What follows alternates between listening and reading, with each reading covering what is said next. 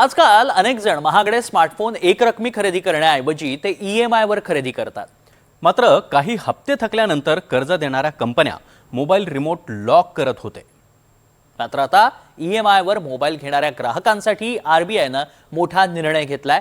काय हा निर्णय बघा।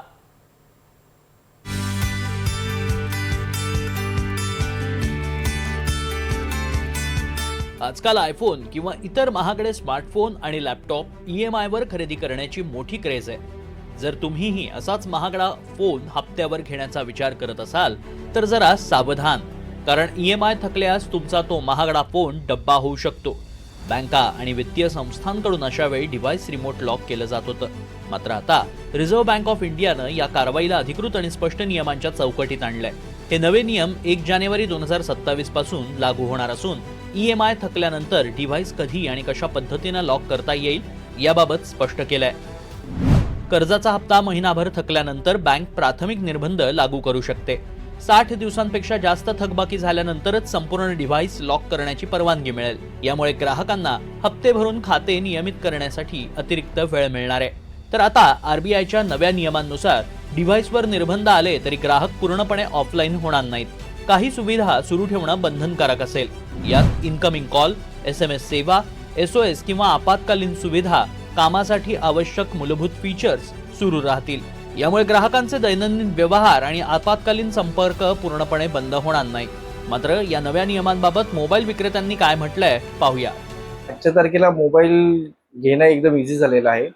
फायनान्स फॅसिलिटीज अवेलेबल आहेत। क्रेडिट कार्डवरती घेऊ शकता, कॅशवरती घेणारे कॅशवरती घेऊ शकतात। पण मोस्ट ऑफ आज बघितले आम्ही तर मोस्ट ऑफ फोन्स हे फायनान्सवरतीच जातात। येणारे कस्टमर पहिला फॅसिलिटी विचारतात तुमच्याकडे फायनान्स अवेलेबल आहे का, प्लस त्यांना इझी EMI म्हणजे कमी EMI मध्ये मोठा फोन हवा असतो अवेलेबल। EMI ची फॅसिलिटी त्यांना पहिलं प्रिफर करतात। कॅश आणि क्रेडिट कार्डवरती भरपूर रेअर कस्टमर असतात। मोस्ट ऑफ 80 to 90% हे फायनान्सवरतीच फोन्स विकले जातात आजच्या तारखेला।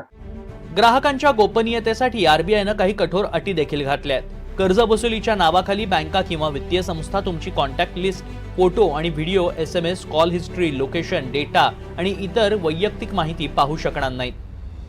कैश से बेटर एक्चुअली ऑप्शन देखा जाए तो EMI का बेस्ट होता है, क्योंकि EMI में कैसा है, हम थोड़ा सा कैश पेमेंट करके हम इजीली फ़ोन ले सकते हैं। और उसमें कैसा होता है कि अपने को अगर बजट जितना रहता है उससे अगर और ज़्यादा बजट का फ़ोन भी पसंद आता है तो हम इजीली लोन के ले सकते हैं।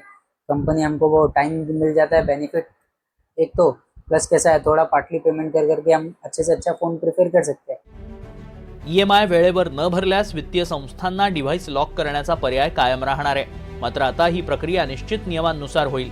त्यामुळे जर तुम्ही हप्त्यावर नवीन गॅजेट घेण्याच्या तयारीत असाल तर आपला पगार आणि परतफेडीची क्षमता तपासूनच निर्णय घ्या, कारण हप्ते थकल्यास तुमच्या महागड्या फोनचा काहीच फायदा होणार नाही। फायनान्सरनं रिमोट लॉक दाबलं की तुमचे लाखो रुपये पाण्यात गेलेत समजा, कारण त्या महागड्या फोन मधल्या फीचर्सचा काहीच फायदा होणार नाही। इरफान सय्यदसह bureau report, NDTV Marathi, Mumbai.